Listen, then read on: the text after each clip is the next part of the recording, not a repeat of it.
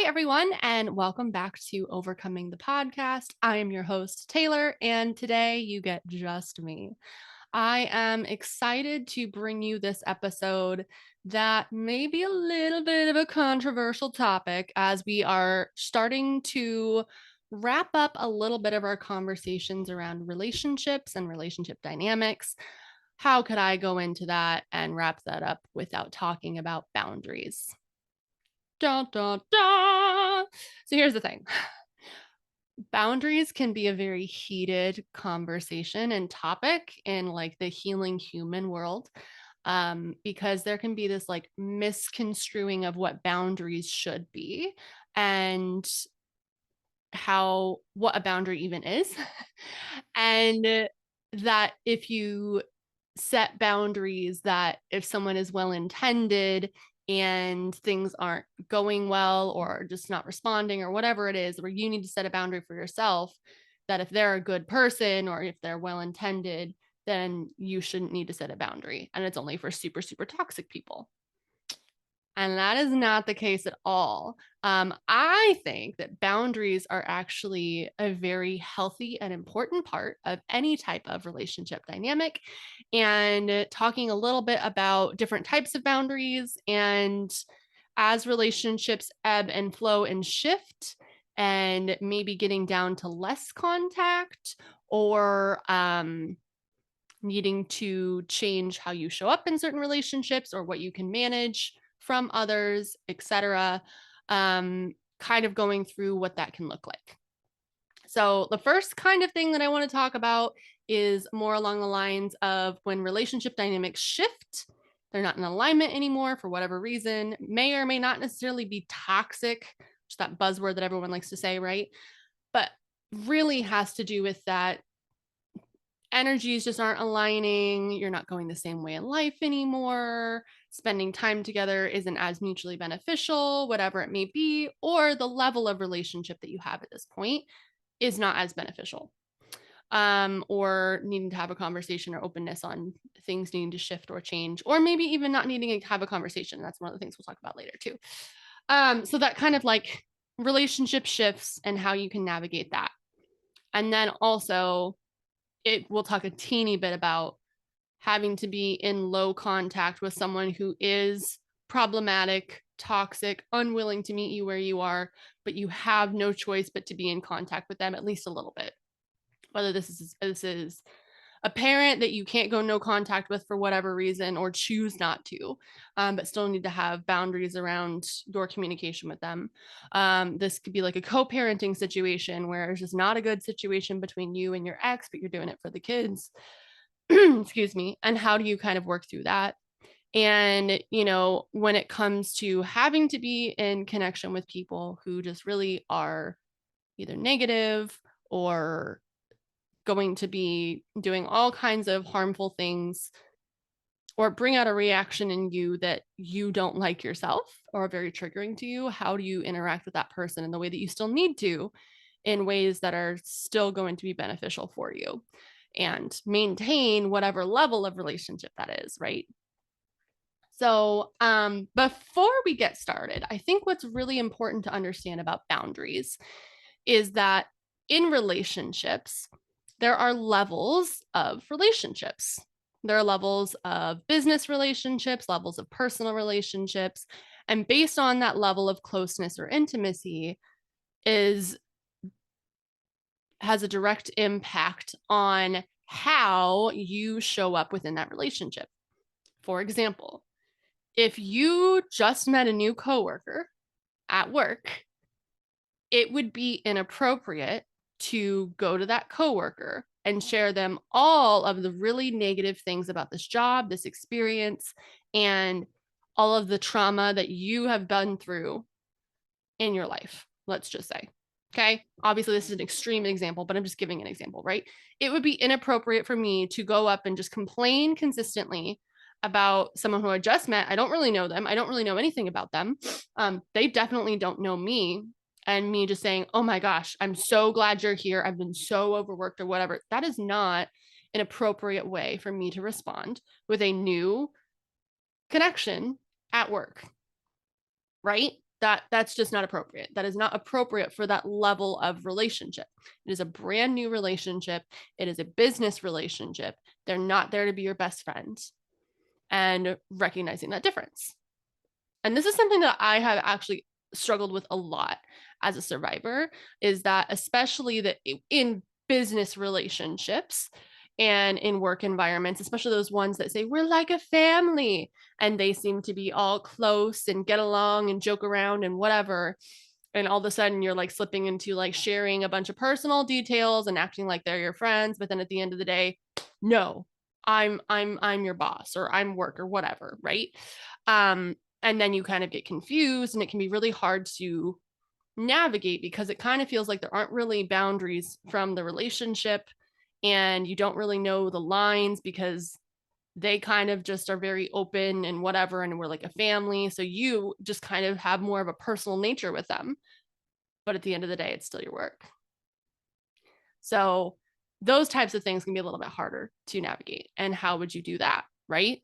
Other types of relationships, let's say you met someone within a group, or you've been out a couple times and you've met them, and you want to connect with them, and maybe you want to be friends. And again, the too close too soon thing, is it appropriate to be spilling absolutely everything, or talking about someone else in the group or whatever, or again, I'm thinking of extreme examples. But the point is, this is a relationship that was like an acquaintance and association within a group that you kind of like knew friends of friends, whatever, and a newer individual relationship. Is that appropriate? It's a little bit more level of closeness. You've known them for a little bit. You kind of, you've communicated, connected. But when it comes to individual, that's a little bit different. What about someone who, on a first date or on a few dates with?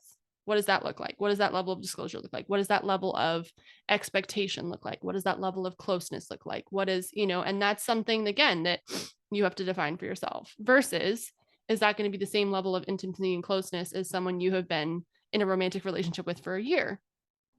Probably not. But again, when it comes to us trauma survivors, we find someone who feels safe, and then we jump these levels of relationship and just expect these people to then fulfill this very, very close relationship very quickly. And that can be challenging as well. So I think when it comes to boundaries, it is important to recognize what level of relationship you are talking about in order to set a boundary. So a boundary at work is going to look a lot different than a boundary with your best friend of 10 years. A boundary with an acquaintance is going to look a lot different than a boundary with someone who you've been close to and were in and out of college, and they saw the messy and the late night study nights and all of those things, right? It's going to be different based on the level of relationship, shared experience, close level of trust, all of these things. And so the thing that I have run into within friendships is either me or the other person. Because like what happens, especially in like earlier levels of healing, is when you're a trauma survivor and you feel so unseen by the world around you, when you meet another trauma survivor who just gets it, it can seem very natural and easy to jump into a relationship, get a close friendship. It just feels like, like the walls are down and you just get really close, right? It's just this new level of, oh, they understand me, they get me, I don't have to explain, I don't have to justify. And that's awesome at the beginning for a while, and can be awesome moving forward. But what I have found in many of my teenage through adult, especially female relationships, is that you can actually have like codependency within friendships. And trauma survivors, I have found, is like replaying our childhood wounds through our relationships and expecting people to treat us differently so that we can heal. When that is a small piece of the puzzle, but actually the healing responsibility falls on us and how we show up.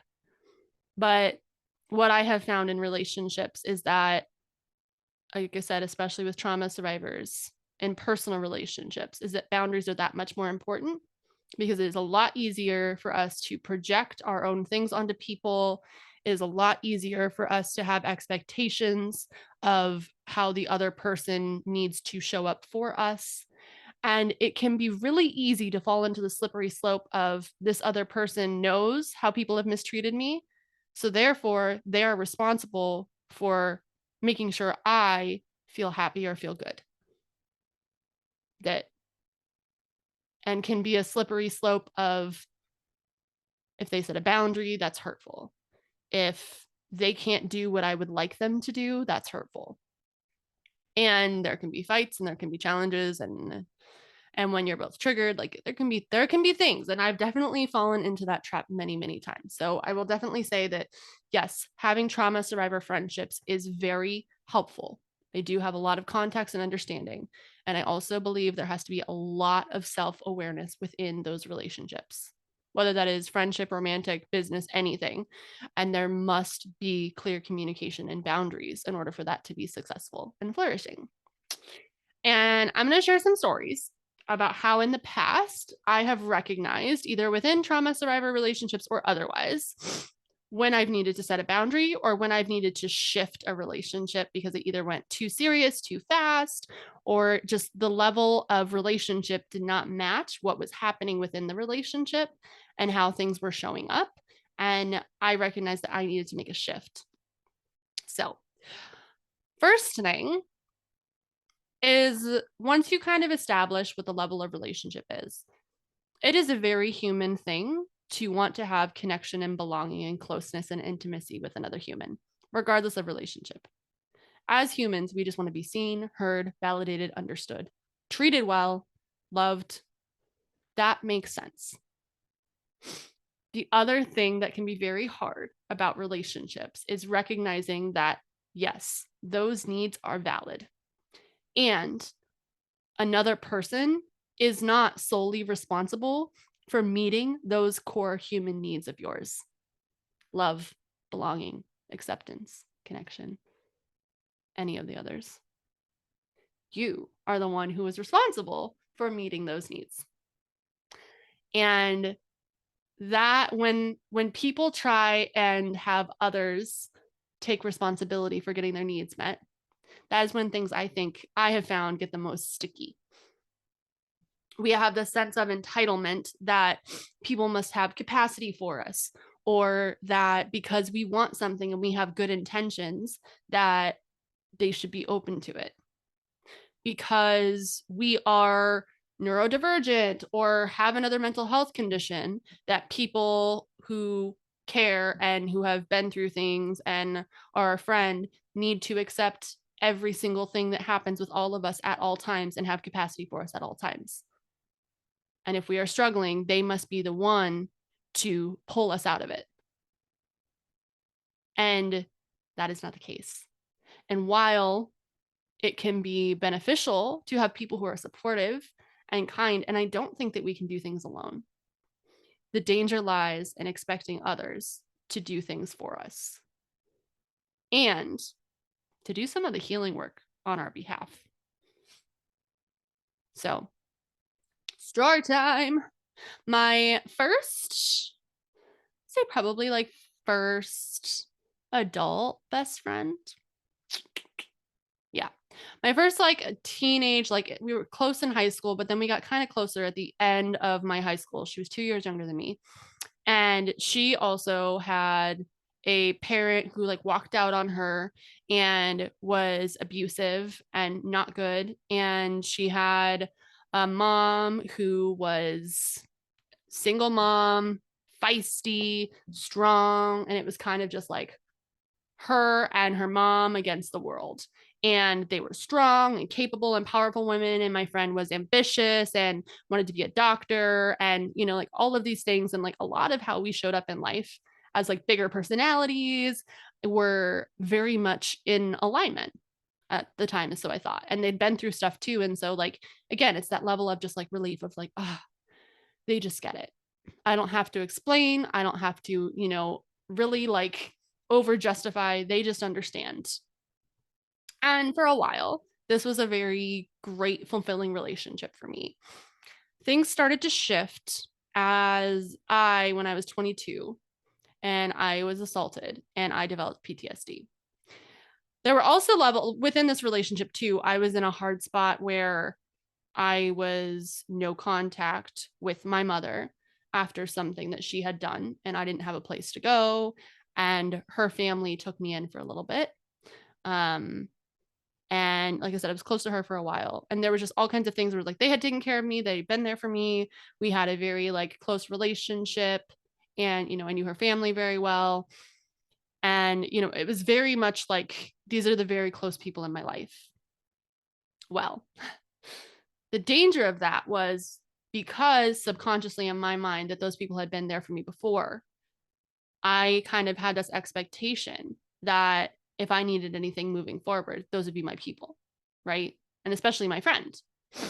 Well, like I said, when I was 22, I was assaulted, developed severe PTSD, and I lost control of my brain, my body. I was having like visual hallucinations. I couldn't sleep. I struggled with sleeping. I struggled with eating. I just was not myself. I was even working part time. So I was having financial issues because I just could not deal with the trauma. And also, I was dealing with loss of a family at that point. Like, there were a lot of things that were happening. And this person had been with me through the beginning for a while, right? Been a few months and was really helping me through things, late night phone calls, like been very, very much at my side and been supportive in ways that I am very grateful for. After a little bit of time, I was still having symptoms and I was still struggling. And I think I think I was actually living with them at the time.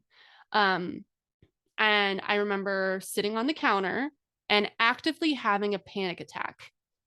And my friend was like, she had some things going on in her life, and she actually just stumbled into this relationship, and was very much liked this man, and was like, this is the person, and was like giddy and excited about it. And talked about it, whatever, but I didn't have much capacity to have space for that level of happiness. And also like I needed a lot of support at that time. I do think I was actually living with them at the time. Anyways, sorry. So one time we were in the kitchen making food and I was sitting on the counter and just like actively having a panic attack. And she was going through her phone next to me, scrolling and just talking on and on and on about how wonderful this boy is and blah, blah, blah, blah, blah. And he's so sweet and he's so whatever, like when someone gets giddy at the beginning of a relationship, okay? But I was actively having a panic attack feet from her. It was very clear. Like, and I was just like, I was like looking for support, looking for like, and I was like hyperventilating. And she was just in her own little world, was like, da da da da da, this boy is so cute, da da da da da. And I got through it and I was very frustrated as to how dare she not be there for me? How dare she ignore me like that? And yes, to the level of me actively having a panic attack within like just a few feet, like just in a small kitchen, like one countertop sitting near the other, like very obvious, actually asking for support, and you're ignoring me completely. I'm just talking on and on about this boy in your own little world. Yes. Is the level of that hurtful and frustrating? Absolutely. But my reaction after that was, how dare you? You don't care about me. You want nothing to do with me. You're not there for me. I can't even believe you. You would let me down after everything I've been through. And I ended the relationship. I was just flat out like, nope, never again. Moved out, stopped talking, all of these things. This relationship ended up being serious for this person. They did end up getting married, and have kids and the whole shebang, right? So like obviously this is an important person in their life, but like I disregarded any of the things that they did significantly to help me in the past, because how dare they abandon me that much? Which I get to an extent, but also I didn't really recognize about rupture and repair within relationships. It was like an all or nothing. You're there for me or you're not. You're in it or you're not. And what I recognized and learned from that experience is that ruptures can happen within relationships. And within healthy relationships, repair is also possible. things can happen that are bumps in the road. Someone's going to mess up. There's going to be a hard time. You can get into a fight. How you come together and work through it says more about the relationship than anything else. And I think as trauma survivors, sometimes the repair part can be a lot harder, and it's just easier to just be like, oh, no, and cut and run because something happened that was hurtful. And, that moving forward, I wish I would have gone in for more of like a repair, but they were just so upset that I wasn't happy for them and their relationship. And I was just like, I don't have capacity for this right now. I don't have capacity for a girl who's giddy about a new boy when I am fighting for my life right now. And so that relationship ended. I have not had any contact since. But also, before that, I had gotten feedback from people that like the relationship dynamic, like everyone knew us as like very close, right? Like people just like, oh, if you're coming, they're coming with you, right? Like if you're showing up to this event, they're going to be there with you. You guys are always hanging out. You guys are always doing something. Like they're your best friend, right? And we were very close. Go to events together, went to see the Tonight Show together when I won tickets. Like you only get a couple tickets, like that level of closeness, right? And also, I got feedback from other people who knew me and saw me outside of like people who knew us both together that I acted differently within this relationship. It's like I almost responded to her as if she was like a mom to me. And that they didn't like that. They didn't like how she talked to me. She kind of talked down to me, a little bit more direct. And I saw this as like sassy. But looking back, I definitely do see that as there was a power dynamic there. And for the most part, I was making myself smaller and just like appreciating her bigger personality and her sassiness and her upfront and whatever. And I would just kind of almost like obey her. And that was not healthy. And so, had I recognized that earlier, I would have recognized the sign of my energy pulling inward and pulling back. And I probably should have set boundaries within this relationship a while ago, but I didn't. And probably also because I was in freaking survival mode. But also, I didn't know how to at the time. And I didn't even recognize that I needed to. But there was this level of like enmeshment and things really like our entire lives overlapping and feeling responsible for each other's emotions. And there was a lot that played into it. And like I said, this person and their family, they helped me a lot. I appreciate them. I care about them and I wish them well. I also can look back and recognize that that relationship was a relationship that would have benefited from boundaries and a shift in contact and maybe having some alone time every once in a while that was not given. And I don't really see that it's any of our faults. I just think that it was really easy for us both as trauma survivors who had people who were abandoning us in the past and had dealt with toxic and abusive family that it was really easy to kind of like mesh and connect as if you were now my family. And that is something that as someone who has a mother and father wound, I have recognized that like I tried to subconsciously create a family from my own like found family type narrative, really like trying to create like a movie dynamic from relationships in my life, whether they were healthy or not. You tolerate me, you accept me, you think I'm funny, you see that I'm silly, you encourage me, you're my family. All of these things that I wish I would have gotten from my actual family, I would find within friendships and say, you're like my sister, you're like my cousin, you're like family to me, whatever it is. And so that got me into some really sticky situations. Also, when it comes to business dynamics, this is something that I have been on both sides of the oversharing, over closeness, over reliability within a business relationship, whether that is like a more close personal relationship you see every day, they support you or you support them consistently on a team versus being a solo entrepreneur, whatever it is. Again, it's the crossing of making in your mind a business dynamic to be more personal. And therefore, again, expecting an employer to accommodate you all the time, to care about you so much that they must always do things to support you personally, and to just expect that they are going to meet all of your needs. And it doesn't matter, especially if you're going through a hard time, but also just all the time. Just accommodate your every need because they're like family, or they're a really good person, or I feel safe here. Therefore, I know I can get my needs met in this way. Again, self-awareness, self-reflection. So one of the things that stands out for me and how I showed up like this, I was at a job where I was a contractor, and I came in and they basically were like, "Hey, yeah, we're this really small place and like we're really close and like this is like we've been doing this for a while. We have a couple of these the first time in Arizona, but it was basically led by this husband and wife duo." And they just had this very much like chill, easygoing, like, we're here to empower you and inspire you. We all talk about like personal stuff and joke around in the office. And like, that's just kind of the culture there. And like, we expect to be all in each other's business, but like in a like, it's a family type environment way. Right. And I, in order to kind of fit in, and I started feeling close and empowered and whatever. And they even like accepted the spiritual side of me. And I was like, oh, this is really cool, whatever.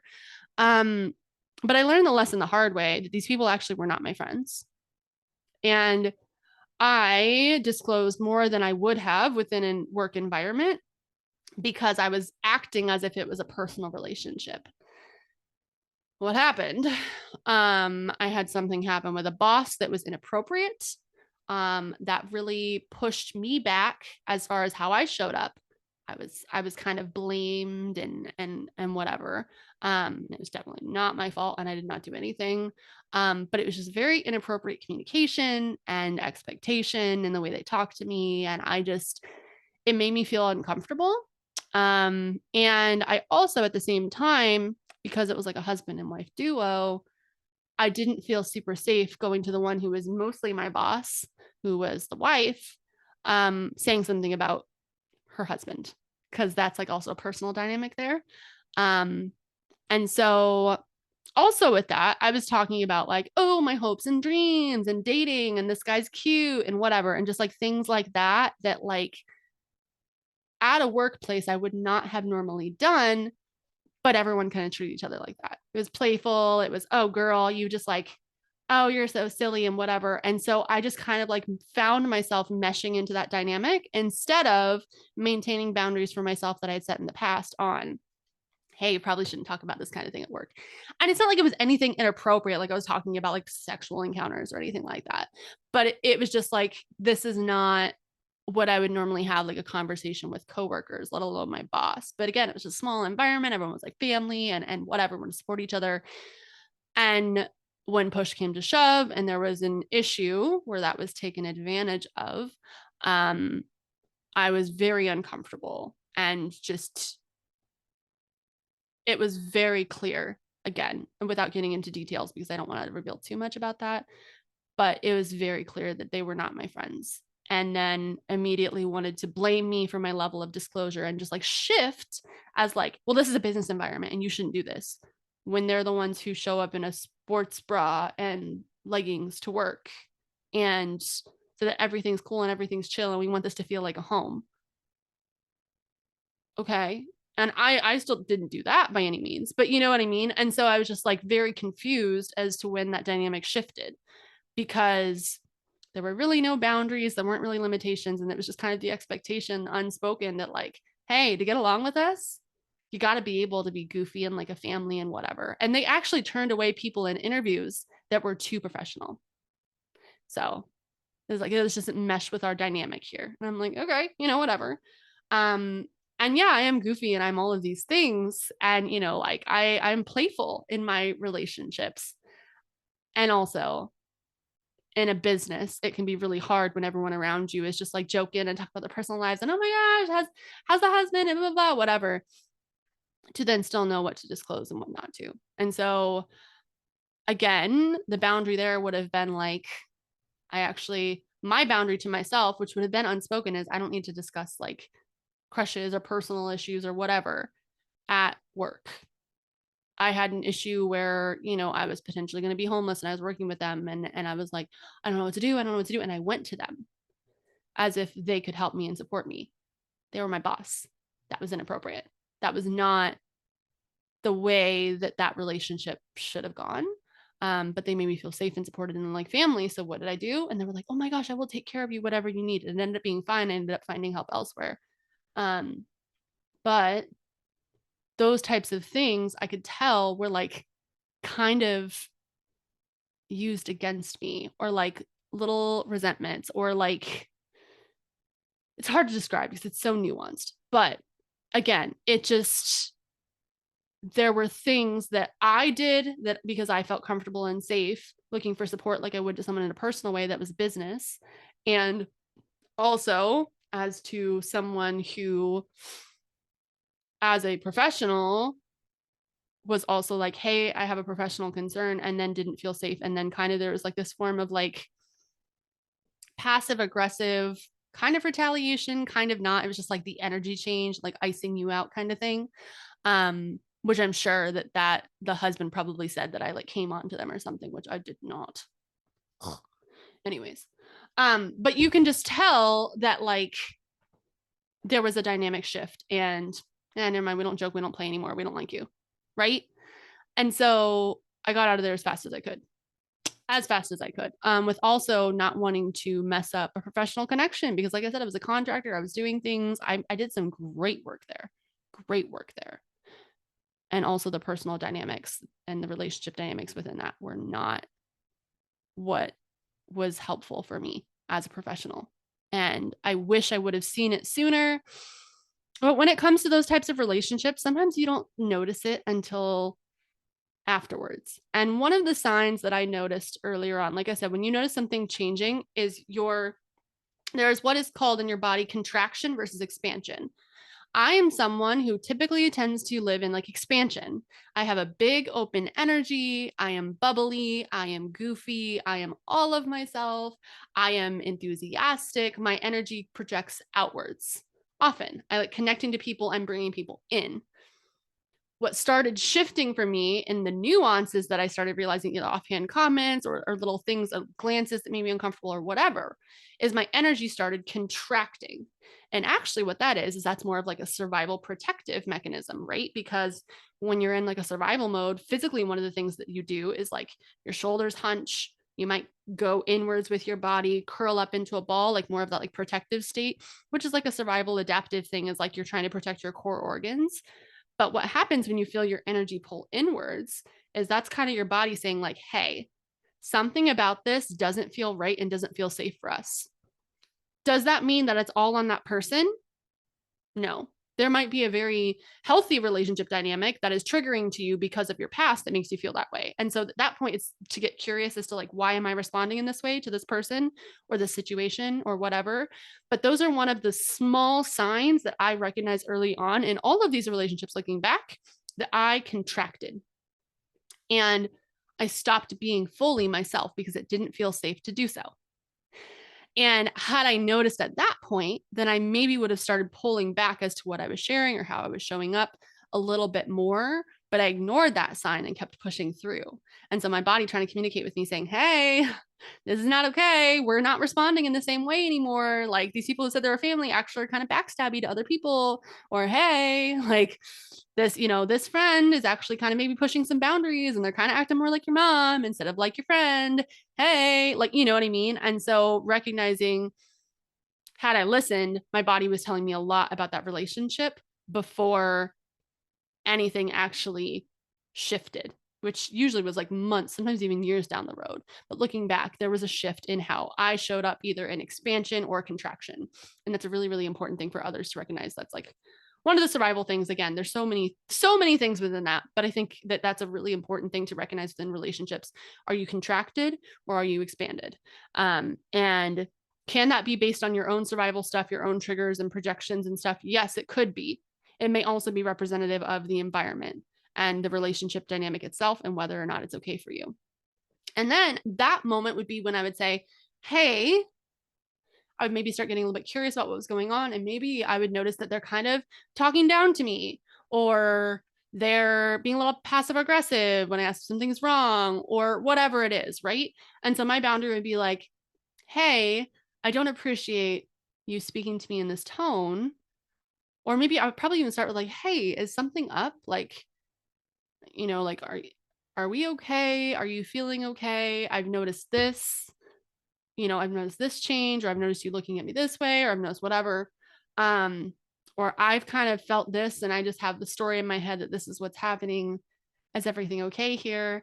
And you can tell the difference between someone who actually is healthy versus someone who is not at that moment, because someone who is typically more of like a healthy person and is healing and evolving and can have like a grounded open conversation would say, hey, oh my gosh, no. Or they'd be like, yeah, there is something going on and I feel this right now, or I've been feeling this way. And they look towards repair, or they look towards, yeah, let's work together to solve this, as opposed to somebody who goes, no, I'm fine, and they get more passive aggressive and you shut down more because there's pattern recognition of, you recognize like, no, you're really not fine. Like what's going on, right? And if they can't communicate with you at that point, or if they get defensive or whatever it is, that's an indicator for you that that might not be the relationship that you need to be in.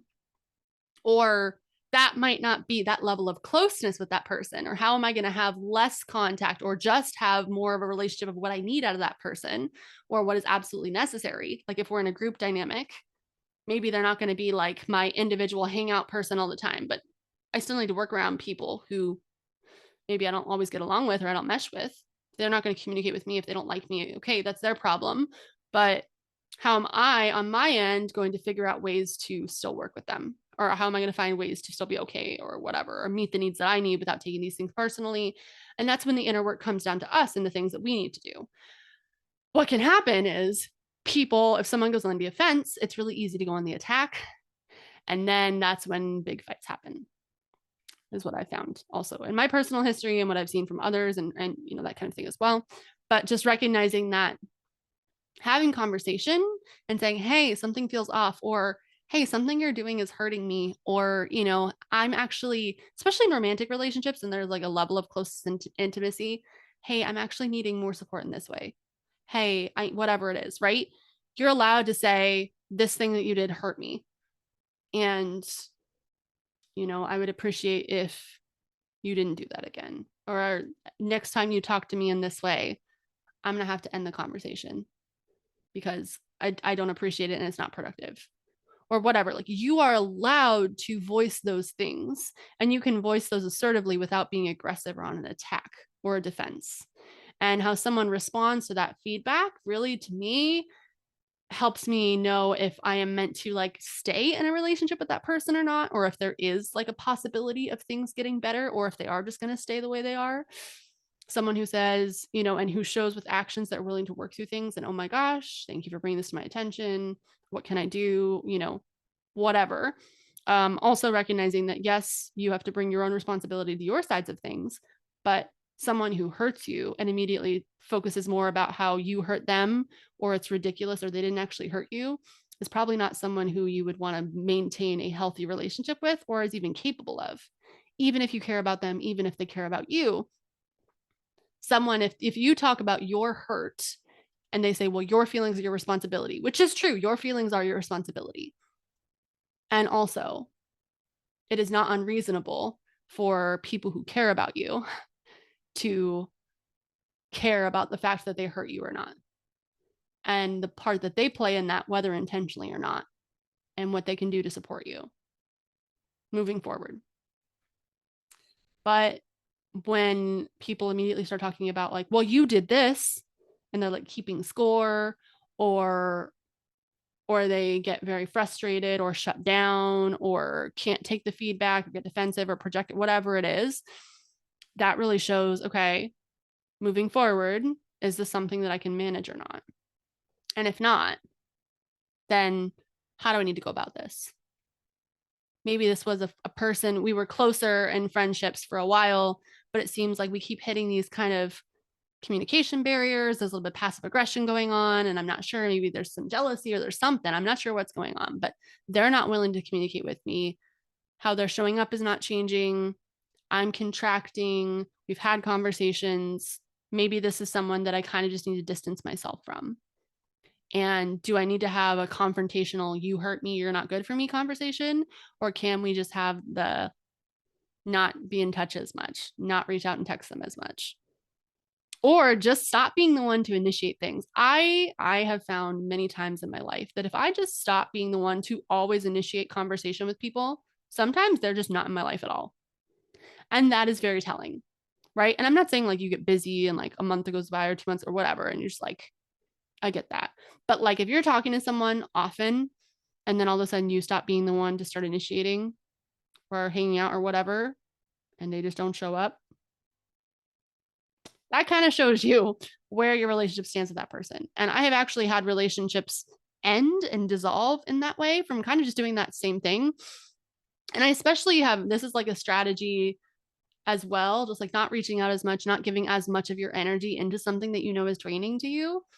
And like I said, sometimes it does end a relationship, but sometimes it's just like, it's just less and it's like a different dynamic. And it kind of like maybe decreases a level of relationship and closeness or intimacy or whatever.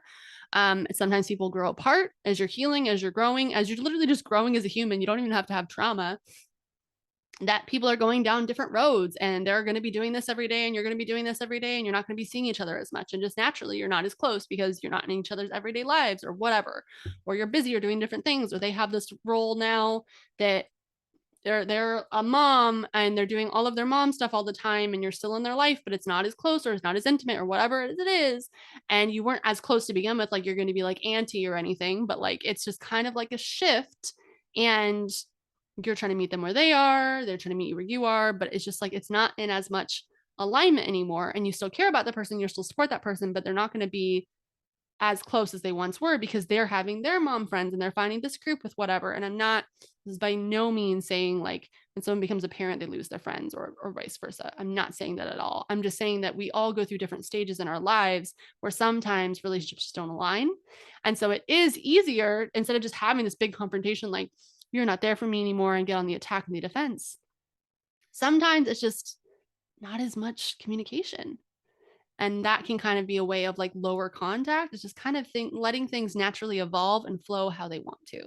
Now, when things are unhealthy and it gets to a point where you need to either cut something off or set some serious boundaries, then that's going to be different.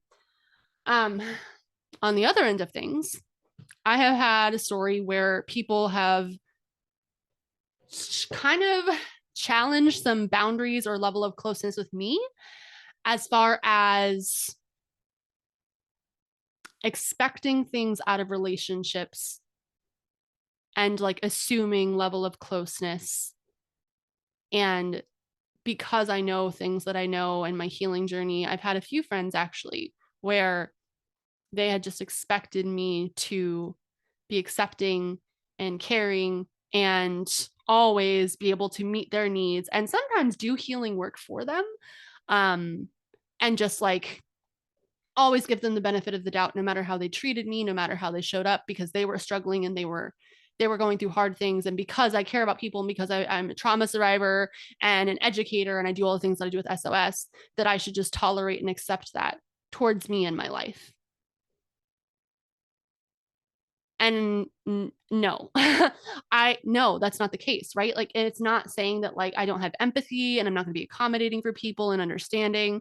But if you continue to show up in a certain way towards me, and we've talked about, hey, not okay, like I understand what you're going through, but like there needs to be some kind of reciprocal something, or like, hey, I don't appreciate when you talk to me that way, or hey, this isn't, whatever it is. I have found like I have attracted friends who are like consistently in crisis because I used to be like the I'm going to save people person. consistently in crisis and then expect me to like solve their crisis for them and be there for everything, do everything, and basically just like be the one doing the work and fixing all the things.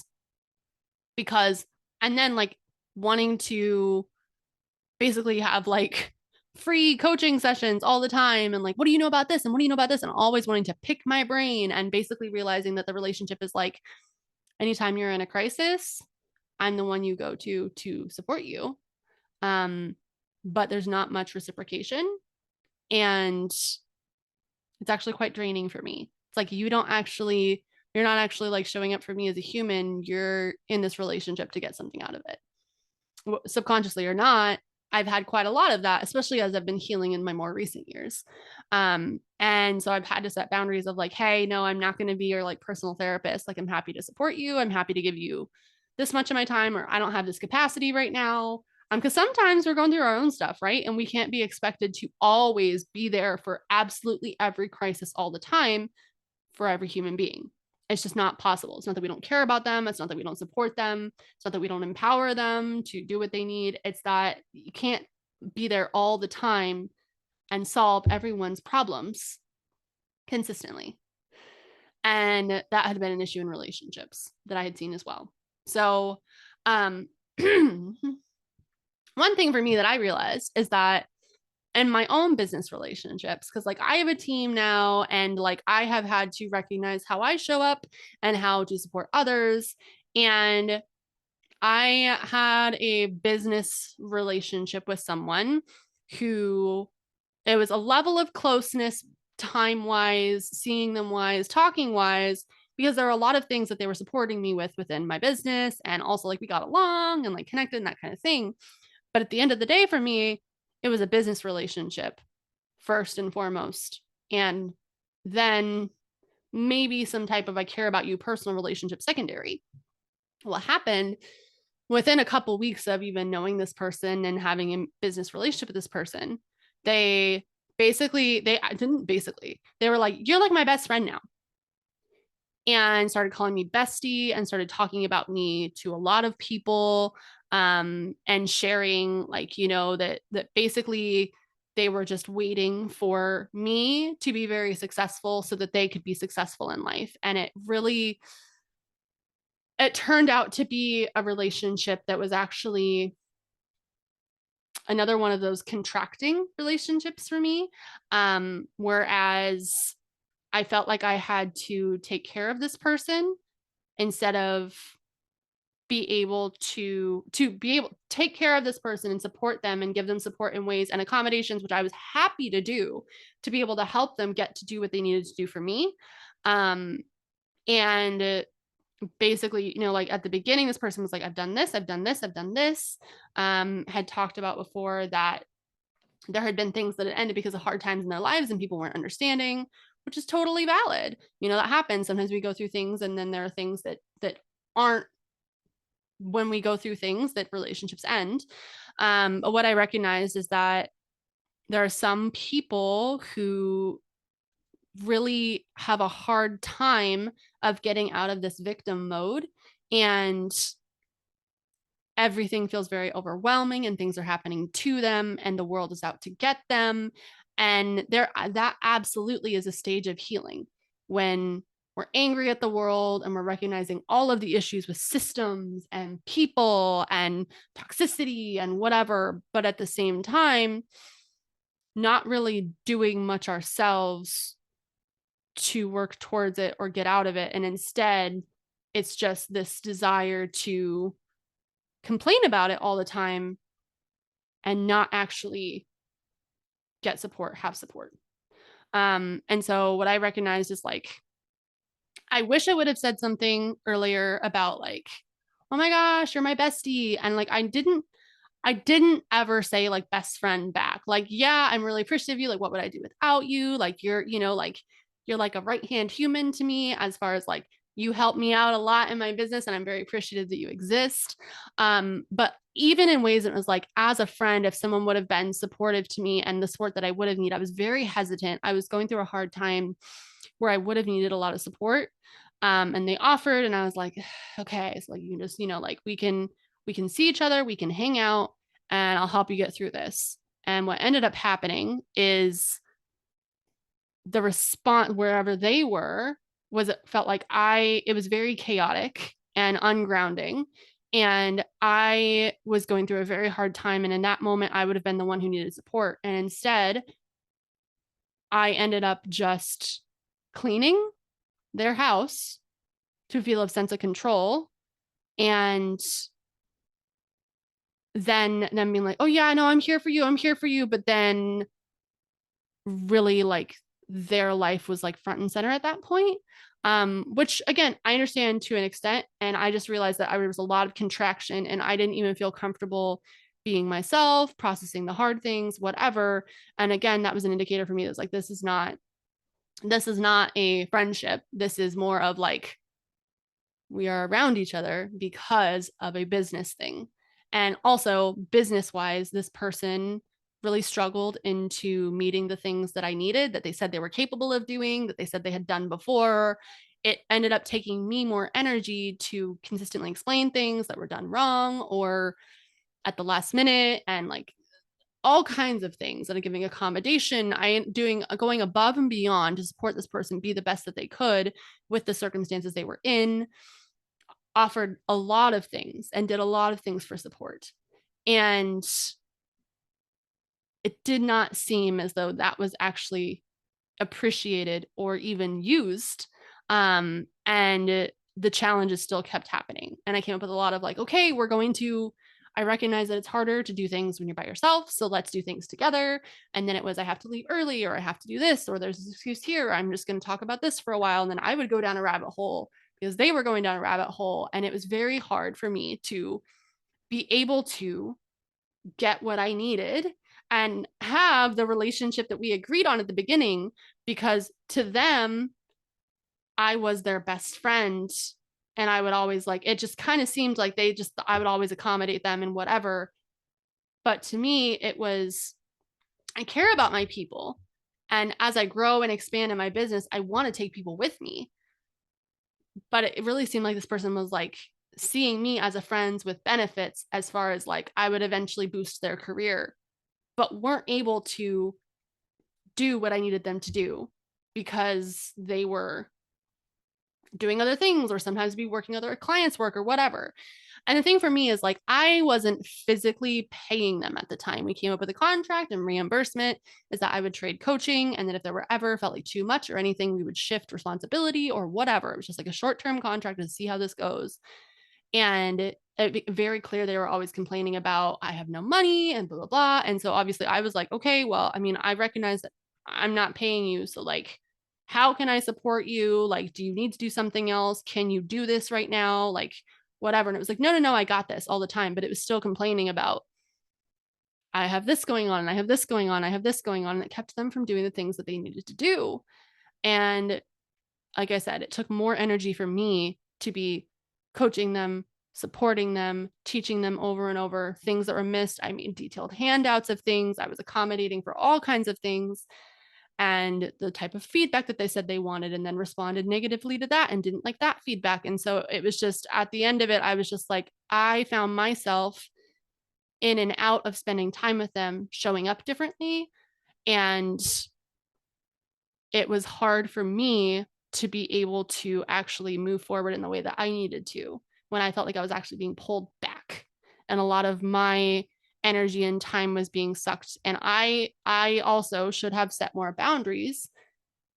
But also I was like, hey, when I realized what was happening, I was like, okay, business wise, I can't do this.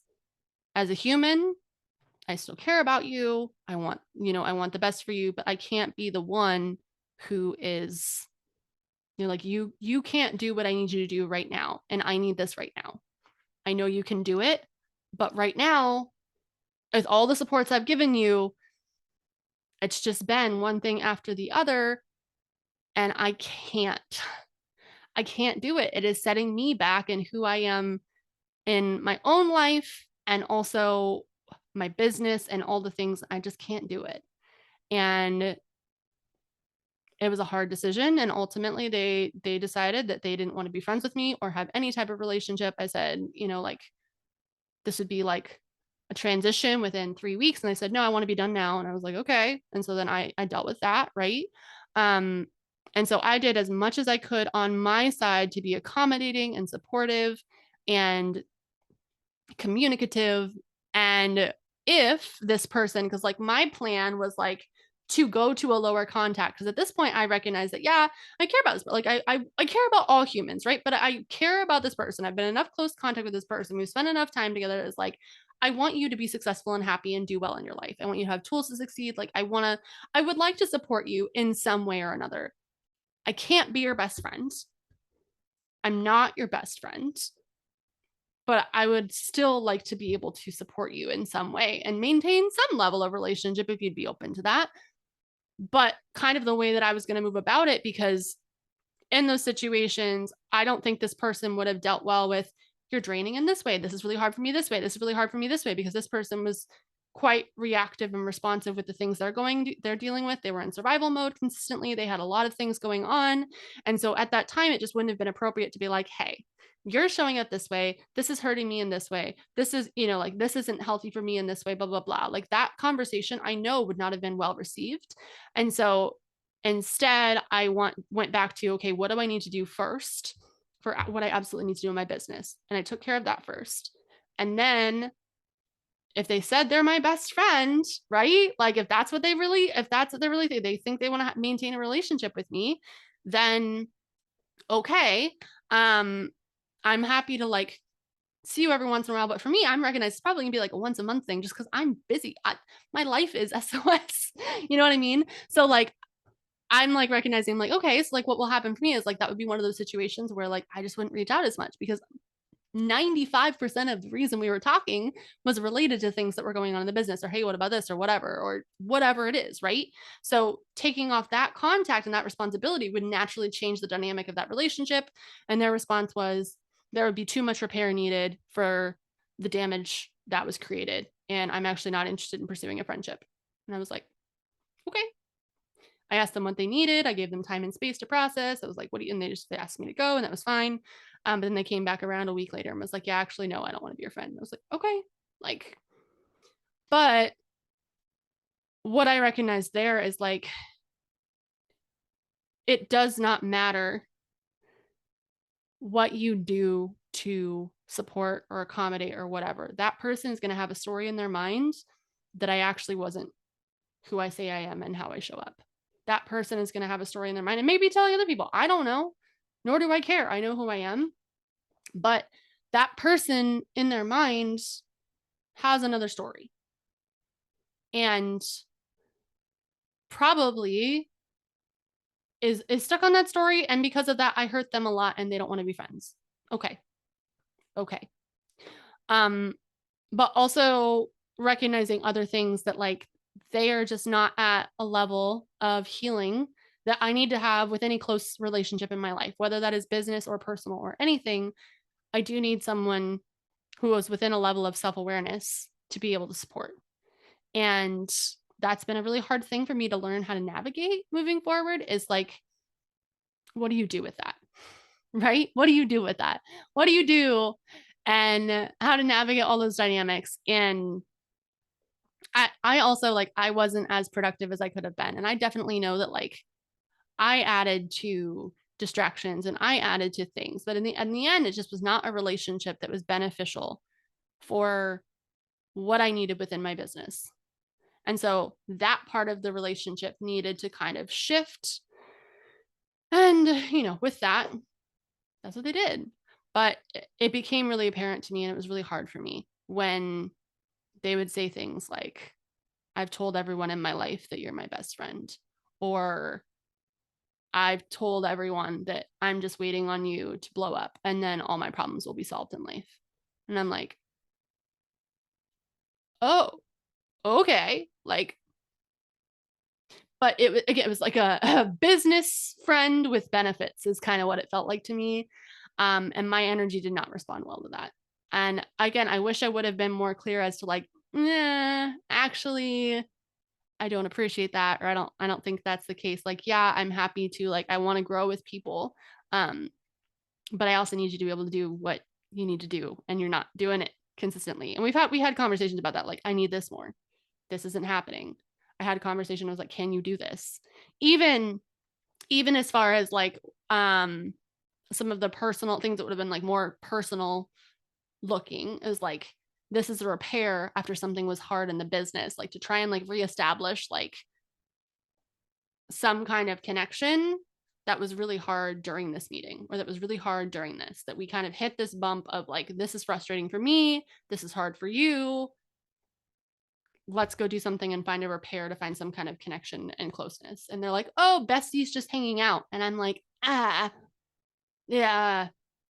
Like, they would announce themselves as my best friend, and I would say, oh, this is someone who I work with. And that's where I was like, ooh.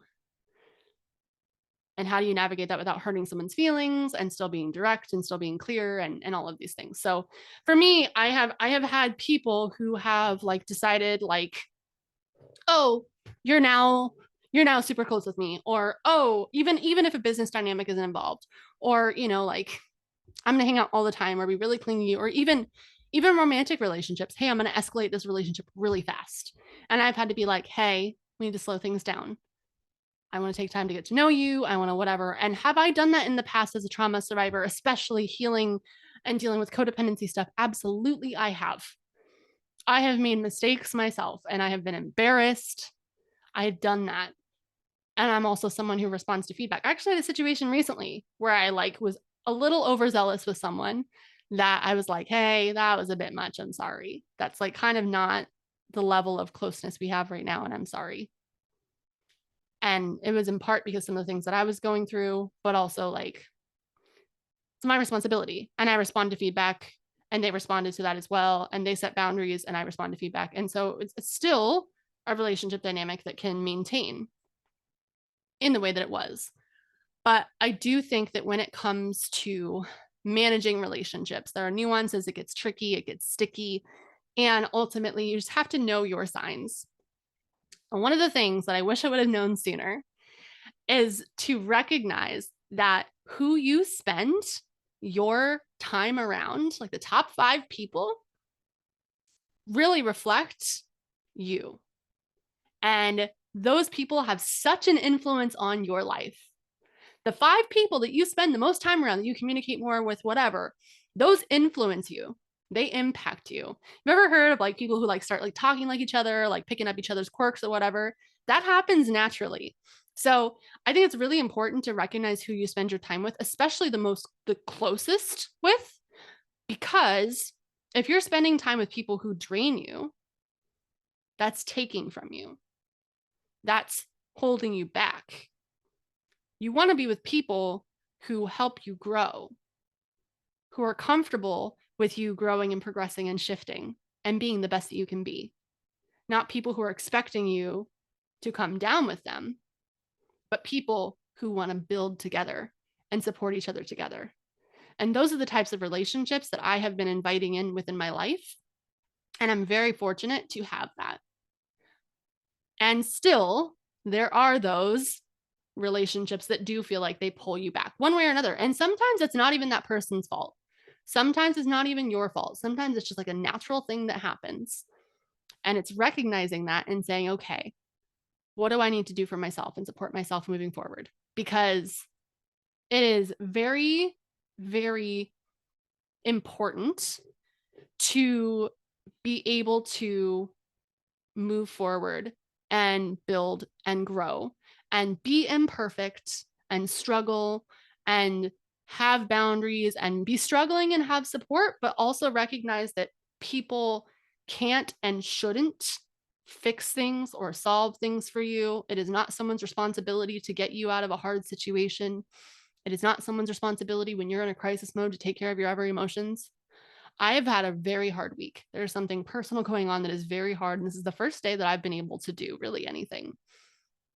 And also, I have chatted with my people about it, but I have also been responsible for processing a lot of that myself. And I haven't like overly relied on them to make something better. or to nurse my emotions or to solve my problem, because they can't. And that's a lot to put on someone.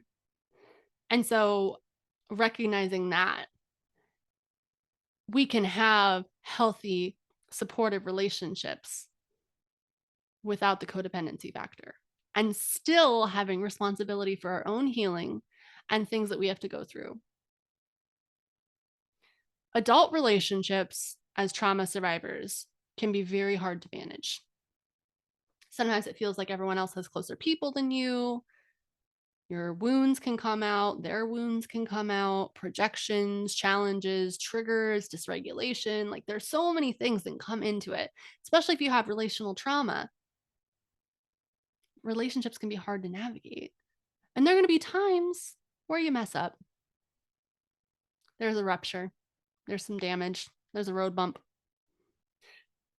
But at that point, if you can clearly communicate and set boundaries, then I think that can be really beneficial. And if you can't, and the other person can't meet you there, and even if someone responds in a triggered way initially, if someone can come back and say, hey, that was me being triggered, or that wasn't you, or hey, I showed up in this way and I'm sorry, I think there can still be repair that way. I also think that sometimes we have these patterns in relationships that can repeat, and we are given opportunities to handle it differently and work towards repair instead of just running away. Forget this, you hurt me, defensive, attack mode, whatever happened in the past.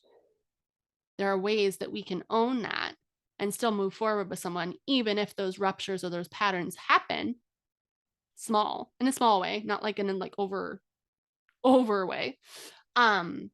But I think that it's really cool that even as we're healing and we're growing and we're learning, is that the world kind of brings us these people who maybe we might have some like stuff with, maybe some of the trust issues pop up, or maybe some of the wounds pop up or whatever.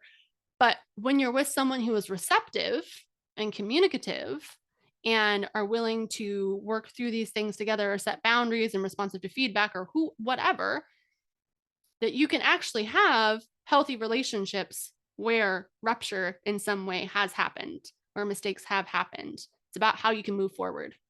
However, some people are not going to be able to, and some relationships shouldn't, right? The thing that I have learned most over this last year is that people are going to have whatever stories they're going to have about you. And if relationships end or relationships shift, you don't always have to correct that, even if they're wrong. Someone misunderstands you, let them. If they have a different story in their head about you than how you are or how you showed up, let them. Some people really aren't willing to let go of those stories because to them, that's survival. To them, that's that mode of where they are in their healing, that the world is out to get them. If they have that belief, they're going to find that everywhere they go, unfortunately. Sometimes you can't change how people think, feel, and whatever story they have. You just got to let them. And it's not your responsibility for someone's opinion on you. Ultimately, you need to do what's best for you. And if you have to set a boundary around your energy or your time or how someone says something or whatever it is, it's not your responsibility how they react to that. You can do it in the kindest way possible. You can do it in most therapists speak when you, I feel because, and they can still get defensive and shut down and whatever. Okay. Boundaries are not there to push relationships or people away. Boundaries are there to support you in being able to maintain a relationship. And if someone does not respect your boundaries, they're telling you that they don't care about your needs and maintaining a healthy relationship with you. Because if you come out and say, hey, this is what I need, and they invalidate you or frustrated or they get defensive or they start saying all the things that you're doing wrong, That's a very clear indicator of, maybe this isn't a relationship that I need to maintain.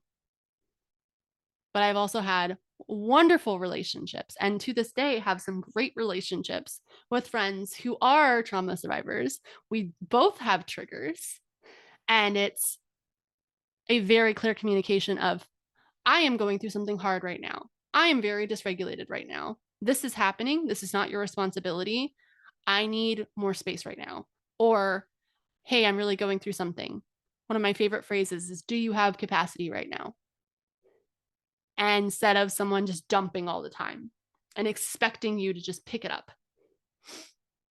And that's something also early on in healing that people do as well. And that's something I experienced in the recent thing that I was like, ooh, I'm exhausted. And I think it's important to be able to have that kind of communication with people in order to maintain healthy relationships. Before we wrap it up, one of the things that I have been dealing with right now, when I am at an overload point in my nervous system, extra stimulation, incoming things on my to-do list, messages, things that I need to read or watch or whatever. Someone sends me a video or extra, like memes, sending me memes when I am overloaded is one of the most overstimulating things you can do. Asking me a bunch of questions when I'm overloaded is one of the most overstimulating things you can do. And I know for me, that makes me direct and snippy. And I get to this point where I don't like being that way.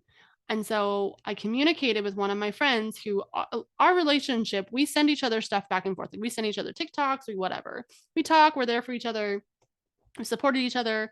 And also have this understanding, like we don't always, if you don't have capacity for me, don't say you do, because it's harder when I recognize you don't have capacity for me than you just being honest and saying, I don't have capacity for you right now, or I don't have capacity for this right now. I can give you this, but I can't give you all of this, whatever. So one of the things that I have done recently, and like I said, this person sends me things all the time, and sometimes the notifications can pile up, and notifications are overwhelming to me. And so compartmentalizing, I compartmentalize like my personal social media with my professional social media. Like if there's something I need to take care of, like for a client or whatever, then okay. Or someone in the community, send them a resource, whatever. Or they're like, hey, I'm looking for the link for this or whatever. Great, I will take care of that. But when I'm in that mode of overwhelm, anything else is hard. So I reached out to this person. I said, hey, I'm in a mode of like overwhelm right now, and I'm having a hard time with managing any of my social media. Could you please, for right now, stop sending me videos and things like that? I appreciate you. It's nothing personally. I need to be able to compartmentalize better, and it feels overwhelming when I get all these notifications. And you know what? She said, absolutely, I can do that. Like, got you. And then accidentally, because this is the nature of our relationship, like we nerd out on like understanding and education, and we're both like super interested in the same thing, so we'll like go on like deep dives. It's like, oh, what about this? And someone's talking about trauma stuff and whatever. Like it's just like we're just like nerding out together all the time, right? And she actually accidentally sent me something and then was like, oh, I'm so sorry, I forgot about your boundary, totally disregard, come back to this when you need. I was not upset. I was not whatever. It was just like a natural instinct from our relationships. We do it all the time. We send stuff back and forth. That's kind of like a love language, right? It's one of the love languages that we have. And it was met with such a, I'm sorry, wasn't taken personally, wasn't like, how dare you? You don't want to talk to me right now. Why are you shutting me out? It's nothing like that. It's, I recognize the capacity you're in right now. And I also recognize the capacity they're in right now. And we can still maintain a relationship. And that isn't a damage or a rupture. Whereas in the past, I have had that before where I'm like, hey, I actually can't like do this right now, or hey, I can't whatever. And that was hard for people. And now I'm in relationships like, hey, this is what I need. This is what I can do. This is what I can't do. I can give you this. I can't give you this. Do you want me to give you this? Like, or someone's like, hey, I'm going through something. Do you have any capacity? I'm like, I can give you 10 minutes. Or, yeah, I would love to talk. I can't talk to you today. Let's talk tomorrow. Or I'm going through something really hard right now myself. What are some ways that I can support you where it's a little bit more passive and not as much of my active attention, because I don't have that right now. Right. And so being able to have that open communication and recognize the boundaries of your energy and even communication or time or what you can give is so important in relationships. And I wish someone would have told me earlier that when someone doesn't have capacity for me, or if someone needs me to shift, that it isn't personal about they don't accept me, they don't love me, they don't want anything to do with me. That was my trauma. I was too big, I was too much, I was completely disregarded, never seen, never heard. That is different than a relationship with another adult who doesn't have capacity for all of my big, my goofy, my everything, who doesn't have capacity for my dysregulation all the time, who doesn't have capacity for when I get excited at the end of the day and we're all just calming down and my voice naturally just gets louder and I start yelling in passion because ADHD and voice modulation, that they're like, hey, please, like, just volume down a little bit. And I'm like, oh, okay. But I used to be so defensive over that, as to like, you don't accept all of me. That sometimes I think that us as humans, we have to be able to look at ourselves and recognize that it's not an all or nothing approach as far as managing relationships. I used to think that if someone didn't accept all of me, even in all of my messy and all of my hard and my imperfections, and they weren't the one to be there for me for everything, that wasn't a friendship worth having. That wasn't a relationship worth having. And that's so not what I believe anymore. It's not an all or nothing. People have the right to say they don't have capacity for certain things. I have a strong personality. I have a big personality. I can be a lot sometimes, not too much, but a lot. And if someone has a lower capacity, it makes sense. Like there is a way to still be your authentic self and also be able to adapt to the environment around you. It's not that people aren't accepting my authentic self if I am wild and goofy and silly and just like fully unmasking, but I'm in a professional situation around speakers and at a networking event and whatever. If someone was like, I don't know about that, that wouldn't be you don't accept me, you don't care about me. That's my responsibility to also read the room and maybe not necessarily like dim my personality, but check my energy level or check how I'm showing up in this way. Check if it's appropriate to be running around dancing goofy and loudly yelling in passion in a professional presentation. Right? Like I think that we can still show up as us and also recognize that we need to shift and adapt with certain relationships or environments or conditions because we are human. We do still live in this world. And as trauma survivors, I think it can be really easy to say, I wasn't loved, heard, seen, accepted at all. And now, forget it all. I'm going to be all of me, and you have to accept it no matter what, or you're wrong. I was like that. That impacted relationships in the past. I've had people recently who were like that. And I've had to end a relationship like that. I have had people who have been like that and had a hard time and got defensive and said they were open to feedback and boundaries and whatever. And then it was very clear that when they were hurt, they just wanted to lash out at me and attack me, regardless of what I was saying, regardless of, you're right, I'm sorry, I would like to support you. The ex story when they were intoxicated and were just yelling at me for 3 hours, saying that I hurt them and attacked them, and were using like therapy speech against me, saying I was gaslighting and attacking and all of these things, when I was genuinely just trying to understand and support them and taking responsibility. Even though I unknowingly hurt them, I still took responsibility and said, okay, how can I do this moving forward? You don't care about me, stop belittling me, just screaming. And in their mind, telling the story that I went around and I was not taking accountability and I was exploiting them. Okay, that's not how that happened, but you have that story in your head. Okay. Okay, like I can't control how someone reacts in that way, right? So Even if someone says, oh, yeah, I'm open to feedback. Oh, yeah, I respect boundaries. People might think they do, but watch their actions. And I have found that people who don't have the capability to show up and respond to feedback and adapt their behavior in it within a boundary show you if you're capable of having the relationship that you need with them. Personally, I choose to have relationships in my personal life that are evolving and growing. And we can have boundaries and communication. I respect feedback. They respect feedback. We're not going to get defensive. We're not going to shut down. We're not going to take things personally.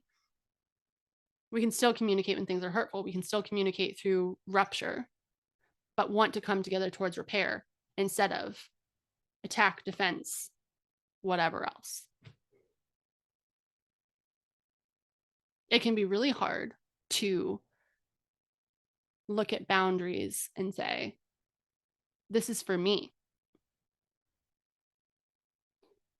When we want a boundary to control how someone else reacts or how someone else behaves, that's not a boundary, that's a rule. Saying you can't talk to me that way is a rule. Saying if you talk to me that way, then I'm going to do this is a boundary. You're not controlling someone's behavior. You're sharing what you need to do based on what someone does. And that's different. And it's not your job to personally hold someone accountable because they stepped over a boundary or they did something. It's not your job to make them suffer because of it, which I think also is another, our protectors in there that can happen as well.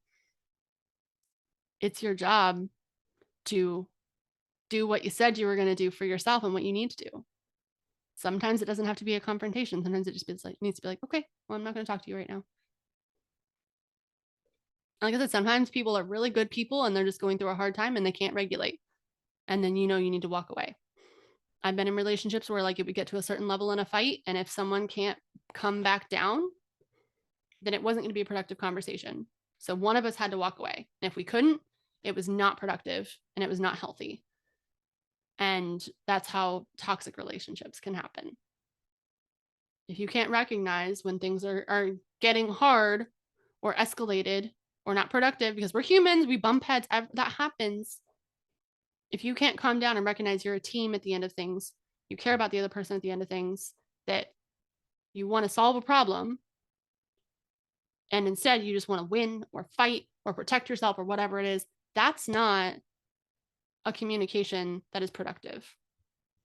That's communication that is replaying your wounds. That is communication that is rooted in survival or projecting trauma or taking needs that you didn't get met from the past and putting it onto others. And so when those things happen, shifting contact and knowing I need to establish a boundary of how I show up. Maybe I'm not going to engage and checking your own energy. When I recognize that I am starting to show up in this way, I'm gonna just have a word like I need to communicate that I need some space or I need some time to process. Or, hey, and it's not, I'm just not going to talk about this issue. It's not the avoidant of I'm done talking about this. We're never going to talk about this again. That's avoidance. It's I'm too heated right now to be able to say what I need to and want to say without being hurtful. I need a little bit of time, and we can come back and talk about this to solve this problem together later. But I think that skill is so hard for people that instead what happens is we don't give each other the space that we need to process or deal with our own internal stuff, have enough self-awareness to recognize what we're bringing to whatever it is. And that's when challenges and big ruptures in relationships can happen. And if you start recognizing earlier on, or just within a relationship at some point, that your energy is contracting around someone, and you start recognizing what it is it something that you need to work on and work in your healing and maybe talk to your inner child or whatever? Is it that? Or is it something they're doing that you would need to have a conversation with and maybe set some boundaries. Your body tells you who feels safe in your life. And it is up to you to determine if maintaining a relationship with them with boundaries is safe or not. And again, I'm a huge believer in boundaries for all relationships. You need to know yourself, know what you need. And I have different needs as a trauma survivor. I have different quirks as a trauma survivor. My overload point, like I said, I had to communicate. Don't send me a bunch of messages when I'm overloaded or I feel angry. And that's not pointed at you, but I might be overloaded and I might be shorter or snippy, and I don't want to be that to you. So please, it adds to my overwhelm. Please don't right now. That's a weird thing to say to someone. If someone is not like therapied or understanding, people are going to be like, just don't look at it. But to me, it's on my mental load that it's there, and it just feels like another thing that I have to do and I have to control. And when I'm dealing with a lot, that's a lot for me. And so people know when I'm overloaded, don't send me a lot of messages. That's one of the first things people know about me. If I'm on doing something else and I'm overloaded and you're asking me things at the last minute that I have to answer and I have to switch my attention and be in like information or education mode when I already have a low capacity, and we talked about things and we had a lot of other space for this and we had a lot of problem solving time or whatever, and you come at me and you're asking me a bunch of questions last minute, I get overloaded. I can't handle it. I will give it to you, but I have a lot less care into the result. And then I get frustrated that it was happening again. These are things that I recognize about myself. And so if that happens and continues to happen, then it's not the right relationship for me, because it's something that is very hard for me to manage and overwhelming, especially in business. If someone can't understand that and work around that, then that's not the person who needs to be there. Do things happen last minute sometimes? Absolutely. But when I get bombarded with a bunch of messages, I'm in the middle of doing something else, my ADHD brain having to switch attention, that's really hard. So anyways, moral of the story is know yourself.